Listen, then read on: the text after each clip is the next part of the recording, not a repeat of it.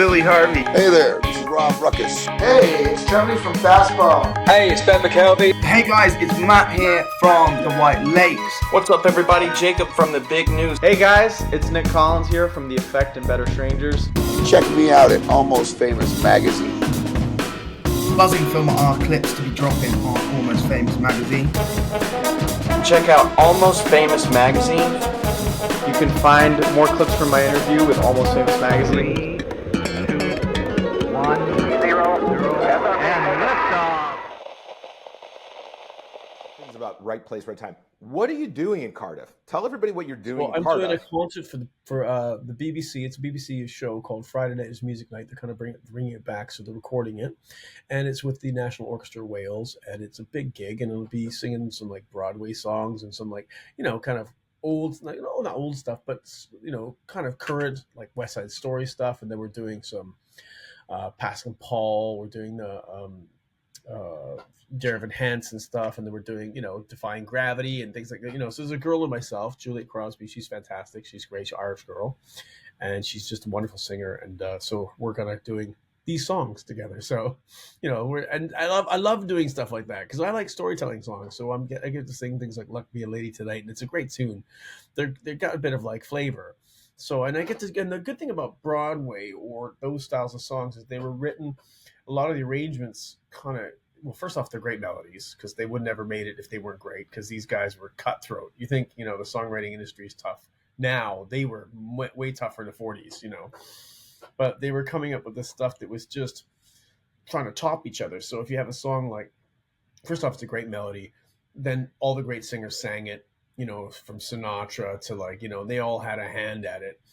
And that made it a great big pop hit, but it started in Broadway. So I think we're doing stuff like that. We're doing, some Aladdin. We're doing, things that are, popular, but kind of big melodies. Well, and I think that's something that some people, especially maybe here in the States, don't know about you. But you've been in, let's see, Chess and Phantom and what was it, Rock of Ages. What are some of the other shows you've been in? You've had a great stage career. I'm really lucky. I just kind of show up and if I get the gig, I do the gig. So yeah, I've done lots of different shows. Like I did Joseph and Miss Saigon, and then I did The Who's Tommy, and then I did Les Mis, and then I did a musical in Canada called The House of Martin Guerre. They did in Chicago, which was at the Goodman Theater there, and won a bunch of awards in Chicago as well. It's by a girl called Leslie Arden. She's a student of Stephen Sondheim. Anyway, I love that show. But I've done that, and then I kind of in the States. Then I did Rent on Broadway, and then I was in the UK. I've done On the Town, and I did Tonight's the Night, Rod Stewart musical, and then I did a whole bunch of musical review type things. And what else have I done in the UK? Oh, I did Rock of Ages, Stacey Jackson. I played, there's lots of stuff. Chess, and most of these these shows, I've been very privileged to be part of a giant version of them, So and that's great. And Phantom, I got to play the Phantom of the Opera for, which freaked me out. I never thought I'd be the Phantom, but somebody saw me in Chess and went, come audition, and and the rest is history. So I love doing gigs, and I like storytelling, and these things happen to have those elements. They're. And I think, as you get moving on as an artist, you kind of go, well, I'd like the meteor roles. And they seem to keep coming to me, the media American roles or even like things as, kind of not say flouncy, but I was going to say as dramatic as the Phantom, they're good. So hopefully that it's, the well's not dry and I can keep working. Well, so let's pivot into, because you've got, and I don't fully understand this yet. I want you to enlighten myself and everyone watching today. But you're going to be in a show or a performance for this show called Undead Valley. And the way that they're describing it is an epic rock operetta musical, which is right up your alley. Slated for Broadway next year. But it's a love story between a soldier and an infected military nurse during a future zombie apocalypse. Yeah, I never pegged you for the zombies, but hey, no, I play a bad guy in the show. I play a guy called Captain Paul, and he's not really. He has a turnaround at the very end, and which is kind of nice because, but he's really an affected military guy. And so anyway, I met my buddy Justin, who wrote it, through another friend of mine, Aaron Lazar, and Aaron called me up and said, hey, they think they need a rock singer for this thing. You should, kind of, it's out there, man, but it's fun and it's good. And so I thought, yeah, man, I like new stuff. I like stuff that seems impossible, and I like doing. I've done a bunch of workshops over here, like in the UK. I did a workshop for Zorro, and at the end of the day, they cast somebody else's the role, but I was playing Zorro. And it was all the Gypsy King stuff, and when it got done, it was not like the Gypsy Kings, but when I did it, it was like the Gypsy Kings. Like I like to sing, I can sing really pretty if I want to, but if I want to make it really raspy, and I can kind of get away with that. So I like things that stretch you as an artist, and I also like to do stuff that people think how is that going to happen, and then making it happen, and regardless of whether it's a hit or a flop, I like doing things that are a little bit risky. I don't know. I think a lot of artists might say you're nuts because you should be getting into something that would be money making thing, and it would increase your career. And I think your career is your career. And if you really think you're in control of your career, you're an idiot. There's a million other people in the back doing a lot of other work that you never heard about for your career. And so they're kind of more in control, aren't they? Or who's in control? And, you can be at the top and then, fall ceremoniously to the bottom and everybody tramples over you and finds the next person to. So what are you in this for? And so I had to sit myself down and say, well, I'm really in this to A, tell stories, and B, to do new work, and just to see if I can expand my repertoire and bring something to it, more than anything, bring something to it to help it get to its fruition. So and if I can help Undead Valley get to the top of the marquee, then that's my goal, and if it doesn't, well, then we'll just, as long as it keeps going, I'll keep going with it. I think there are good guys involved, and it seems insanely impossible, but everything takes shape as it goes along. Nothing leaps fully formed, and if we have to remember that Les Mis had terrible reviews. They hated it. It was one of the worst reviewed shows ever, and Sondheim has been most of his shows ran very, very limited runs and didn't make money. And now we regard Stephen Sondheim as our greatest composer. And he should be, because he is fantastic and he's a wonderful, and he created his own kind of sound out of all these other things that were, he's able to be a voice of his own in, when people were trying to do, memes and, carousels. And even those shows are really hard to come up with now, because nobody has that wherewithal to collect it all together and do that good a show, to write 5 hits and put them in a show. It's hard. It's hard. Maybe Pasek and Paul are the only guys who've kind of got that. And maybe Adam Gettle might be another guy if he can get a bit more commercial. And he probably hates hearing that. Fuck, But I think those guys have it. Certainly, I know a friend of mine over here, Richard Thomas. I keep saying for him, he's a fantastic writer. He wrote Jerry Springer the Opera, and another show that I did over here called Shoes that I thought was amazing, just about shoes, the history of shoes. Which is you think, how could you do a show about that? And I was like, yes, I want to do that show. And it was great. It was a really cool show. There was some really far out music and really fun, and there was great shoes in it, man. I didn't get to wear many of them. I think there's an Oliver Peoples what I got to wear, but I mean, the girls got to wear Louboutins that were like 4,500 pounds. So that's what, like $6,000 shoes.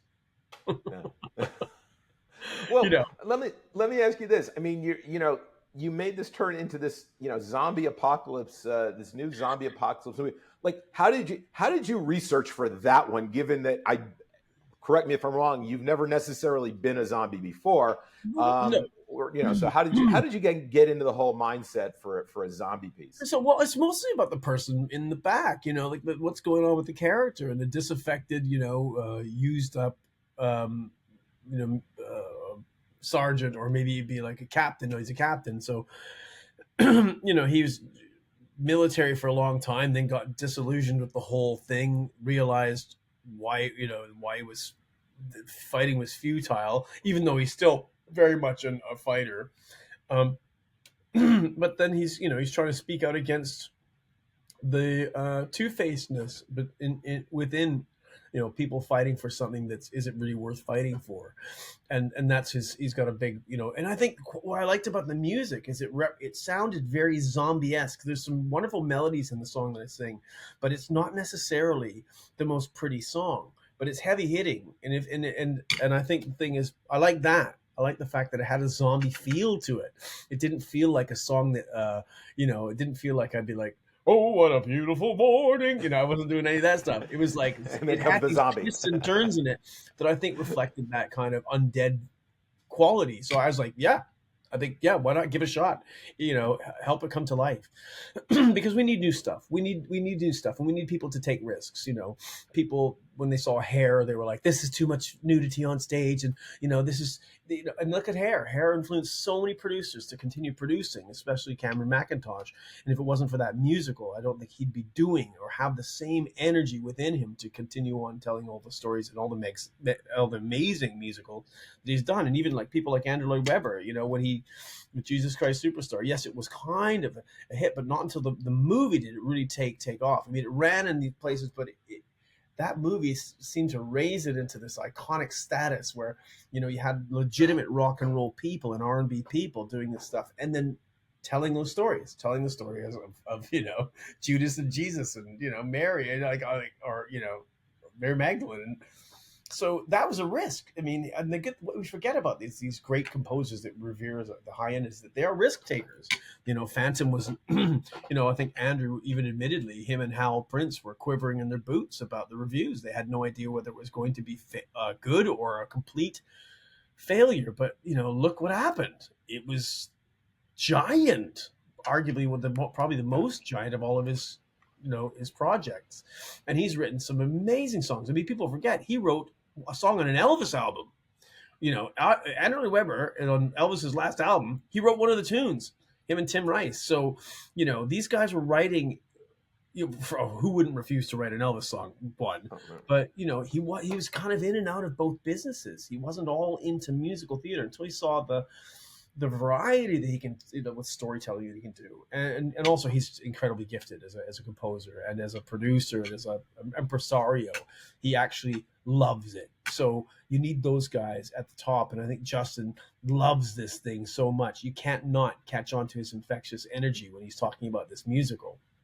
And then also it had my friend in it, and anything to do. Like the weird thing about being in the business is that you meet these people, you go, we're great friends, like Norm Lewis or, Aaron Lazar or Adam Garcia but then we kind of finish the project and we go, whew, but we're still great friends. And we keep trying to find ways to get back together, but you can't do that because nobody's in control.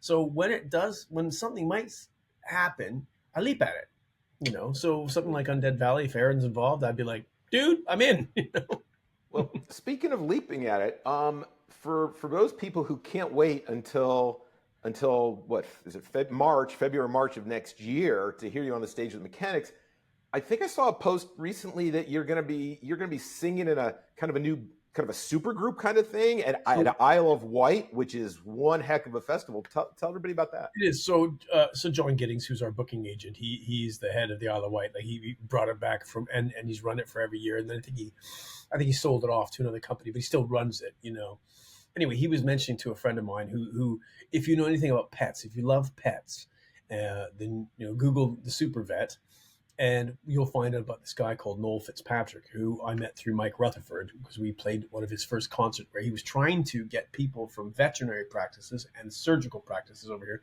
to come together to talk about sharing information about, moving both forms on and being less and being more sympathetic to the animals. With a view that, a lot of animals get tested on, yet they don't get the medication they're tested on. It goes to humans, and when it becomes successful, the animals still suffer. He's like that's kind of wrong, isn't it? So he was trying to say, well, I'm developing these procedures, and he is an amazing surgeon. First off, he's an amazing human being. But anyway, so what happened? Here's the band. Here's why the band came about. So John Giddings basically said to Noel, I think it was on some shindig, he said, if you get a band together, I'll put you on the Isle of Wight Festival, kind of half-handedly, And then Noel went, all right. In his last tour, I think Tony Iommi from Black Sabbath, right? And basically gave him a guitar. And then Brian May helped him teach him how to play some of the stuff on the guitar because he happens to be friends with these guys. He's helped look after their animals. And also, they all know each other. They live in a very similar area in England. And anyway, he got the bug. So he's like, came back to John. He said, John, I'm going to put a band together. And so he got a bunch of his friends who were, kind of, pro musicians. And then talked to John and said, who do you think I should get for the lead singer? He said, you should ask Tim. And so he called me and said, I've got a big favor to ask. And I leapt at it because I was like, yeah, this sounds like a blast. So we're going to play the Isle of Wight.